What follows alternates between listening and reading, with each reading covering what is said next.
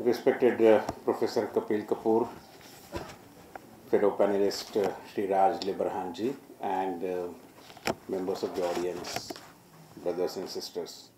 वैसे कपिल कपूर जी ने शुरू करने के बाद किसी को भी उसके बाद बोलना थोड़ा मुश्किल ही होता है, क्योंकि वो सबका दिल इस कदर से जीत लेते हैं कि अभी उस पर मतलब उसकी जो छाया होती है उसी में अपना बिंदु रखना और अपनी एक निश क्रिएट करना certainly is not a easy job, but still I'll attempt with whatever limited understanding I have of the subject which is currently being discussed.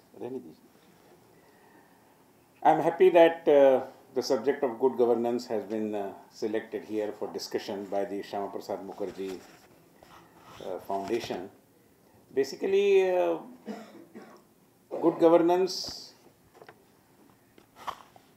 it's something which we have been hearing about of late. I mean, I don't remember during the emergency when all talk of very disciplined kind of governance mechanism or government workers, employees coming on time in their offices and all these things were supposedly happening.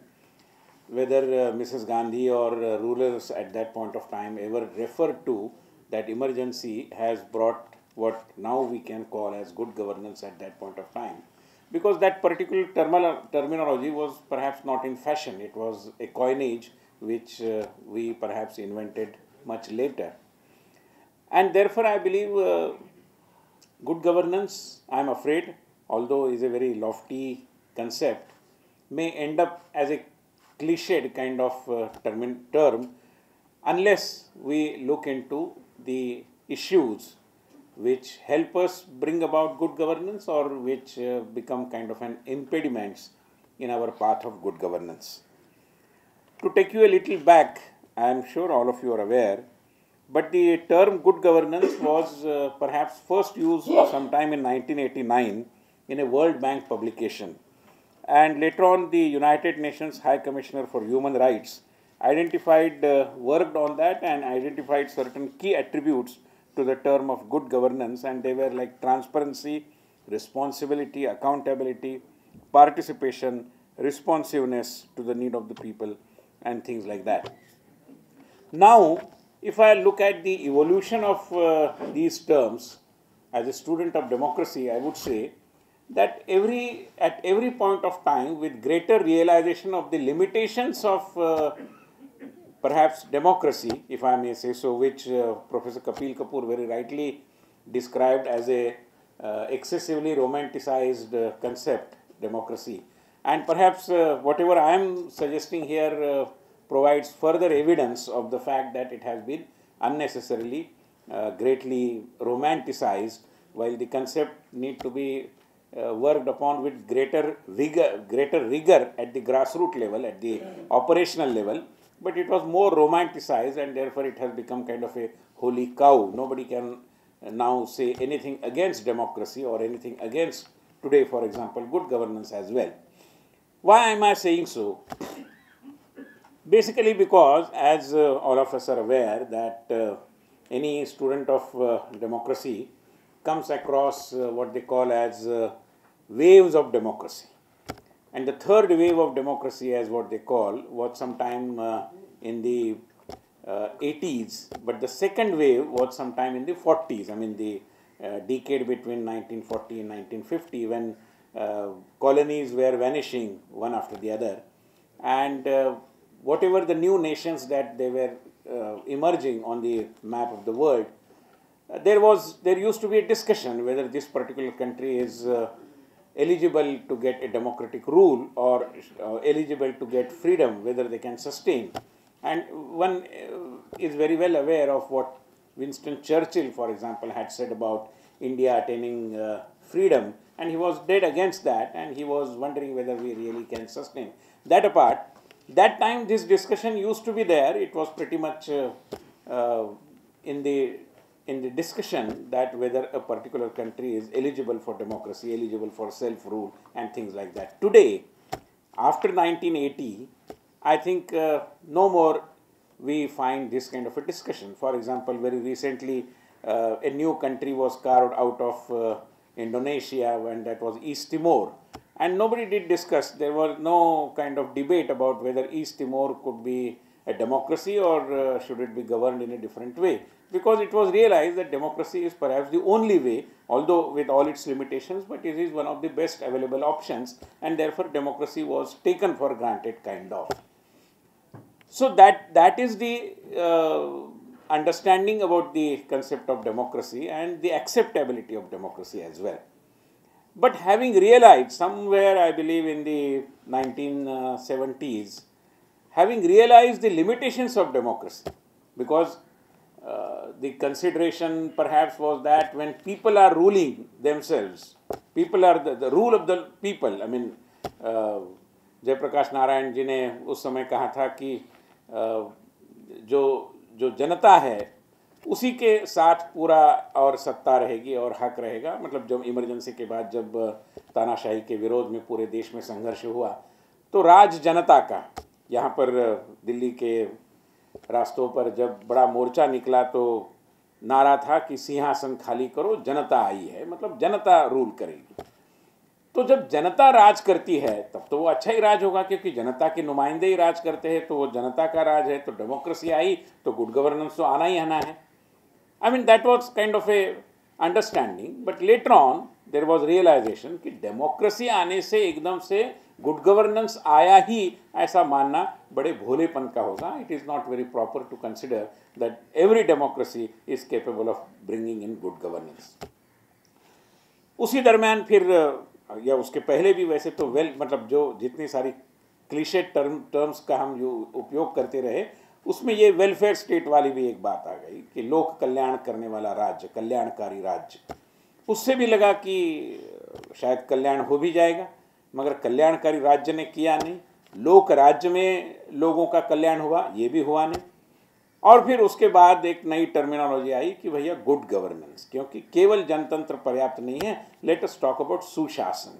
और उसके कुछ parameters तय किए गए और सुशासन आएगा ऐसा माना गया. कहानी यहाँ तक रुकती नहीं.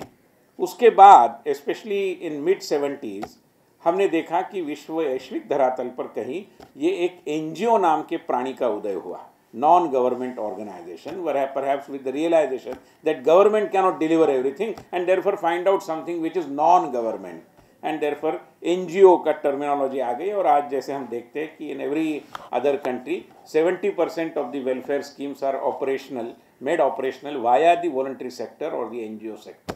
तो मतलब गवर्नमेंट ने एक दृष्टि से अपनी हार मानी ली थी कि हम कुछ कर नहीं सकते. गवर्नमेंट न लोक राज्य दे सकता है, यानी लोक कल्याण का राज्य दे सकता है, न सुशासन दे सकता है, तो चलो भाई NGOs के रास्ते कुछ होता है क्या. देखिए अभी दुर्भाग्यवश NGO का रास्ता भी कितना खोखला साबित हुआ. हम सब जानते हैं कि NGOs also have failed to deliver. तो ये सारी जो यात्रा है कुल मिलाकर शब्दावलियों की, टर्मिनोलॉजीज की, इसको अगर हम आज के संदर्भ में देखेंगे कि कुल मिलाकर इसके जड़ में क्या है. And I believe the root cause of the entire crisis, in fact I would say there is a chain of crisis, one crisis emerging from the other crisis. And the first crisis, I would say, whether in polity or in what they call as voluntary social work these days, is the crisis of motivation. यहाँ पर कपिल जी ने काफ़ी सटीक शब्दों में उस प्रश्न का उल्लेख भी किया कि राज करना, सत्ता पाना, मगर काय के लिए? What is the purpose behind? क्यों आपको सत्ता चाहिए? केवल कुर्सी पर बैठने के लिए, केवल सत्ता हथियाने के लिए, केवल एक जो पावर आपके हाथ में आ रही है उसमें एक अभिमान महसूस करने के लिए, सत्ता का भी एक होता है तेवर, उसको दिखाने के लिए. What exactly? Why exactly you require power? Why are you in politics? Why are you in politics of power? तो एक क्राइसिस ऑफ मोटिवेशन निर्माण हुआ. और उसके चलते जब मोटिवेशन की प्यूरिटी ऑफ पर्पस जो होती है वो जब एडल्टरेटेड हो गई, तब केवल सत्ता में रहना ये एकमात्र उद्देश्य होता गया. धीरे धीरे हम देख रहे हैं कि केवल सत्ता में बने रहना ये उद्देश्य होता गया, और केवल उसी उद्देश्य से और संलग्न होने के कारण कई राजनीतिक दलों का कैसा ह्रास हुआ इसका भी बहुत सारा और इसके भी बहुत सारे उदाहरण हमारे सम्मुख है। ऐसी स्थिति में एक क्राइसिस ऑफ मोटिवेशन के चलते एक और जो सिस्टम है उस सिस्टम का हम हिस्सा है, और इसलिए मोटिवेशन अच्छा होने के बावजूद भी कई बार सिस्टम हमें बाध्य करती है कि हमारे प्यूरिटी ऑफ पर्पस को हम बरकरार न रख पाए, और उसमें एक एडल्टरेशन हो जाता है। अरे भैया हम भी चाहते हैं, मगर आपको पता है ये राजनीति है, ये तंत्र ऐसा है, राजनीति में तो मतलब I really was aghast when some of the well meaning social workers at a gathering were telling me the refrain, as it happens everywhere. I mean, I come from Maharashtra, but I'm sure it must be happening in this part as well. When municipal councillors and elected representatives at that particular level, at other levels as well, when some kind of a willy-nilly recognition or acceptance of their corruption is there in the society, one really wonders where exactly are we going to take this democracy and good governance both together. लोग आसानी से बोल देते कि अरे भैया हाँ बराबर है, वो तो अभी पार्षद बन गए ना, उनको तो थोड़ा इधर उधर करना ही पड़ता है, आप भी तो जानते हैं। I mean what kind of language are we using? मतलब ये तो टॉलरेंस की हद हो गई। हम ही मानते हैं कि नहीं भैया तो वो तो करना ही पड़ता है, बराबर है, सही बात है, आप भी जहाँ समझते हैं ये तो मजबूरियाँ है। सो the crisis of motivation in a way landed us in a different crisis, which is the crisis of the operational circumstances. जिन परिस्थितियों में हम ऑपरेट कर रहे हैं उसकी भी एक क्राइसिस निर्माण हो गई, और इसके लिए फिर उसका उपयोग हम करते गए। इसका परिणाम ये हुआ कि हमारी सिस्टम की मजबूरी, सिस्टम की मर्यादा, व्यक्ति की जो उद्देश्य पूर्णता होनी चाहिए उसकी मर्यादा, इसके चलते we found that we ourselves landed, or the entire democratic edifice rather landed itself in a crisis of result orientation. अभी देखिए कि कई बार मुझे लगता है, especially about the urban issues, चुनाव होते रहते हैं, पार्षद चुनकर आते हैं, सभाएं होती है, मीटिंगें होती है, सवाल पूछे जाते हैं, मगर समस्याएं वहीं की वहीं रहती है। आप विगत 10-15 सालों के दिल्ली कहो, मुंबई कहो, किसी भी महानगर के म्यूनिसिपल काउंसिल के इलेक्शंस के संदर्भ में जितने सारे मैनिफेस्टोज निकाले जाते हैं उसका अध्ययन करिए। Issues are the same. 70s में भी वही इश्यूज, 80s में भी वही इश्यूज, 90s में भी वही इश्यूज, 2000 में भी वही issues. Slums, traffic, all kinds of squatters on the footpath, public transport, same issues, because we are not resolutely looking for solutions, as if we are resigned to the fact that we have to live with all these things and nobody has that deeper yearning for solutions. ऐसी एक स्थिति में इन सारी और विधाओं ने हमें लाकर खड़ा किया है, और इसलिए मुझे लगता है कि अगर इन सारी चीज़ों को सुधारते हुए हमें वाकई में गुड गवर्नेंस की तरफ जाना है तो बहुत सारे विषयों में सुधारों की आवश्यकता है। And the process of reforms, और इफ आई मे से the fountain head of the process of reforms is in voter education. Educated and enlightened citizenry perhaps is the sole guarantee of good governance, and real good governance which could be delivered, which really would make some kind of a difference in our day-to-day lives.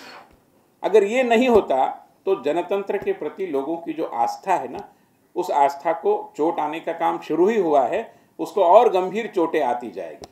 हमारे यहाँ महाराष्ट्र में एक नेता थे, वो बोलते थे, भरी सभा में बोलते थे कि ये तुम्हारी लोकशाही जो है वो कुछ काम की नहीं है, उससे तो मेरी ठोकशाही अच्छी है, और लोग तालियां बजाते थे। मैंने नेता का नाम लेने की जरूरत नहीं, आप जानते हैं। तो लोगों को लोकतंत्र के प्रति कोई बड़ी आस्था है ऐसा मानने की आवश्यकता नहीं। लोग इस कदर की स्थिति में आ गए कि उनको जो भी डिलीवर करेगा उसके साथ वो जाने के लिए तैयार हैं। तो ऐसी सारी स्थिति में अगर हमें जनतंत्र में सुधार लाने हैं तो राजनीतिक सुधारों की जरूरत है, लोकतांत्रिक सुधारों की जरूरत है।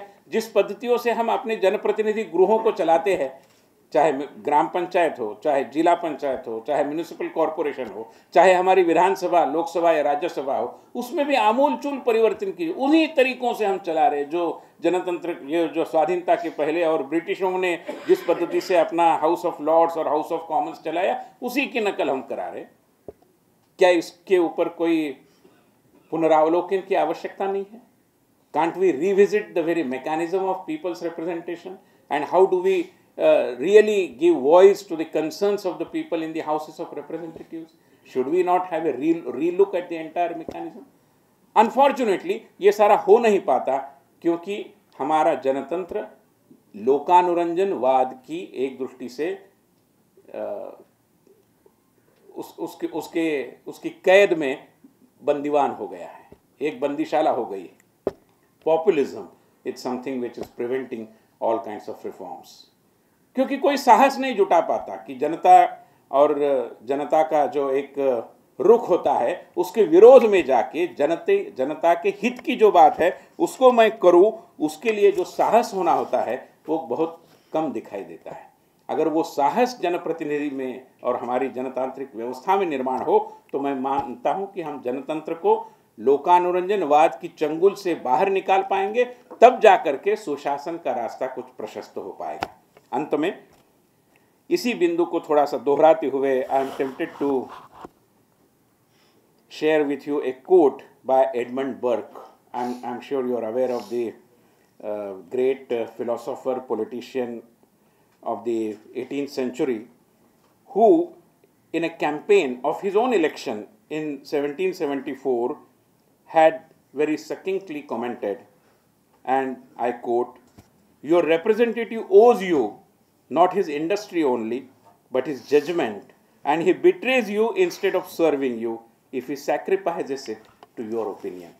I believe unless we wage a war against populism, which in a way has imprisoned our democracy and incapacitated it to offer a real good governance to us, perhaps no salvage is possible. Thank you very much.